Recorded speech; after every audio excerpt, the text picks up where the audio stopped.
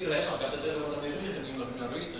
Avui presentarà ell mateix la segona. Vull dir, és una cosa que la gent s'anima. I com veiem que la gent té ganes de treballar, doncs llavors és com retroalimentació, saps? Vull dir, tothom es va engrescant.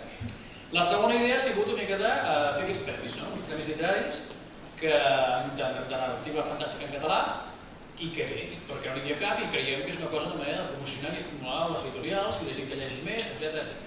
I avui, després en parlarem més profundament, els donarem. Què més? Ara volia ensenyar-nos el mapa, però ja en el futur. Alguna dada concreta, com us deia, som 58 membres a la llista del correu, no vol dir pas que tots participin, ni que tots vinguin. De fet, només han vingut un 68% dels membres, una vegada, que jo. Però també hi ha molta gent que no és membre de les llistes de correu i que també ha aparegut per aquí, fins a 73 o 74 persones que hem comptades, diferents, que un moment o altre han aparegut, a veure què tal, alguns s'han quedat, altres no han tornat, però la idea és això, no? També és veritat que, per exemple, si hem fet una Tercat a Lleida, doncs els de Lleida potser han vingut més, òbviament, però els de Girona no, i si hem fet una Miravet, doncs els de Tarragona s'han costat, però potser els de Figueres tampoc. És una miqueta la gràcia dels Tercats, no? Voltant. Què més? Voldria dir una dada molt curiosa, perquè veieu que les Tercats estan obertes a tots i tothom, i són flowers tots. I és que, per exemple, a les primeres Tercats hi havia una noia que venia sovint, que venia sempre, que era bretona, de l'Alemanya francesa, que amb prou feines parlava ni català ni castellà, però que venia engrescada per conèixer gent que volgués parlar de còmics, de ciència-ficció, i clar, ella passava a aprendre una mica d'idioma, no? Però va venir a les 3 primeres Tercats, després va haver de tornar cap al país, però potser estava callat tota l'estona perquè no entenia l'entendre les coses, però vull dir, perquè veieu una mica les ganes que tenia la gent de conèixer, de trobar-se. Avui mateix aquí tenim una persona que ha vingut a Extremadura directe, expressament, el Carlos, que està per aquí, no sé on està. Allà. Sí, jo crec que no.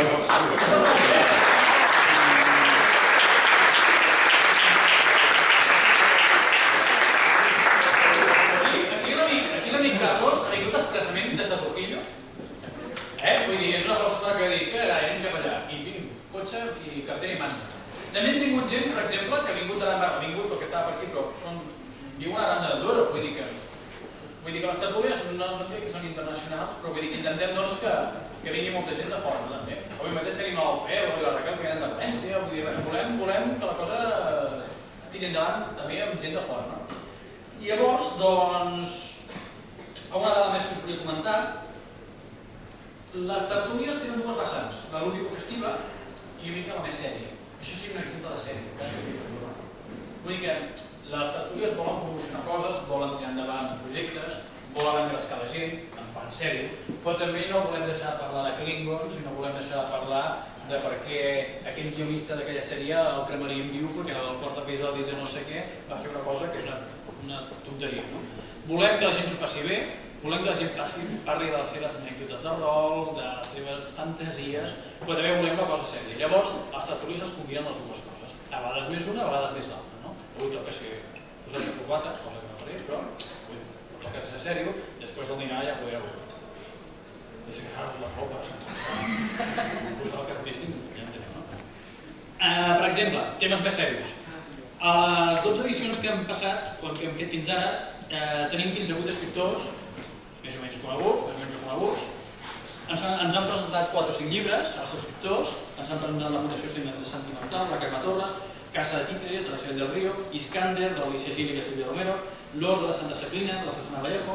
També hi ha hagut una editorial petita que ha estat tirant endavant i que ens ha presentat les seves propostes, que són traduccions del Burroughs dels anys 20 i els anys 10 del segle XX, com per exemple La terra que el temps oblidar, Una princesa de mar, que són noves novel·les. Vull dir que volem que les editorials també s'impliquin. Òbviament, les petites tenen molt més interès que les grans, però anem d'un camí, no? I, vull dir, bueno, tenim aquí això. Ara, per exemple, tenim en ment, potser a la propera Tercat, que probablement sigui a Girona, reuniu alguns autors de fantasia juvenil perquè ens promocionen els seus llibres, ens expliquin els seus intríngulis una miqueta, ja hem parlat avui amb 3 o 4 i ens han dit que sí, que estan interessats. Com podeu veure, idees. I qualsevol de vosaltres, qualsevol contertulià pot dir, nois, què us sembla si fem tal cosa o si fem l'altra? La idea de l'Tercat és això, que hi hagi ebullició.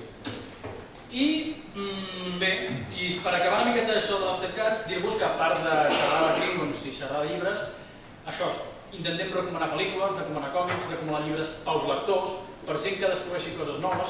Fins ara s'han preparat moltíssims llibres, com una vintena, i bé, a alguns els agrada, altres no, però la qüestió és que es crea debat, que és interessant. I em sembla que, per la meva banda, de moment, deixem-me mirar amb la xuleta, de moment ja està. Us deixo el Pep. Lluís, que ja està avorrit i estava... No, l'estic posant en silenci perquè estic segur que ara m'arribarà un missatge o que sigui. Bueno, doncs, parlant de coses serioses, a part de l'entrega d'aquests Premis Ictineu, doncs la trobada d'avui també serveix per presentar el segon número de la revista Catarsi, que suposo que ja el deveu haver vist tots per aquí, que està a la venda i que l'hem de comprar, jo ho vull comprar.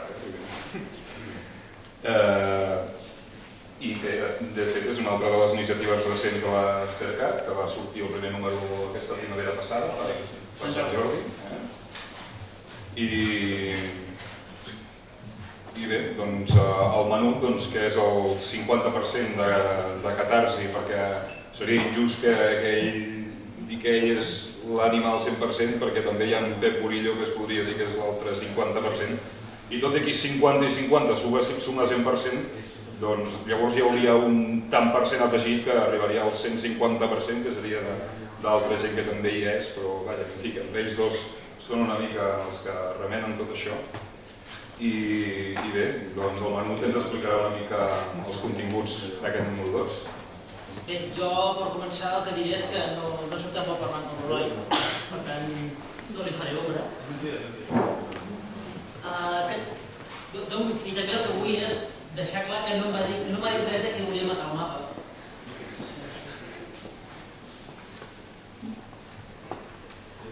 D'on va sortir Catarsi?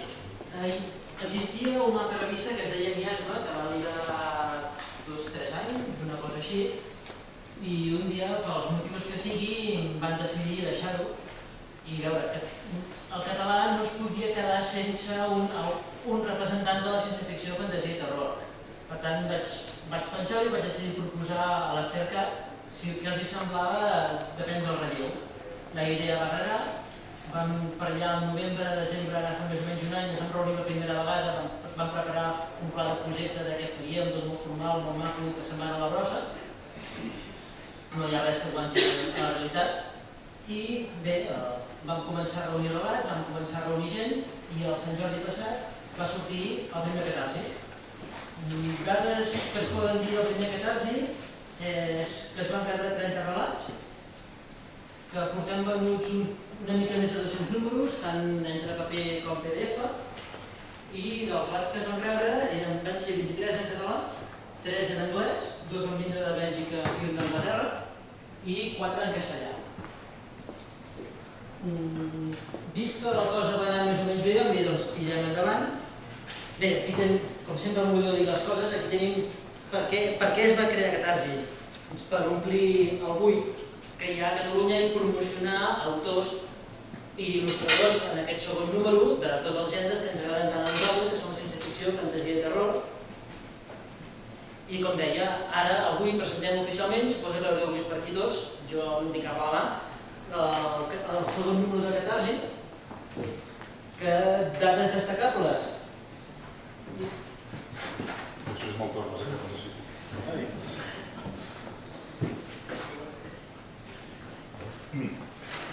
Per aquest vam rebre 38 relats, 8 més que l'anterior.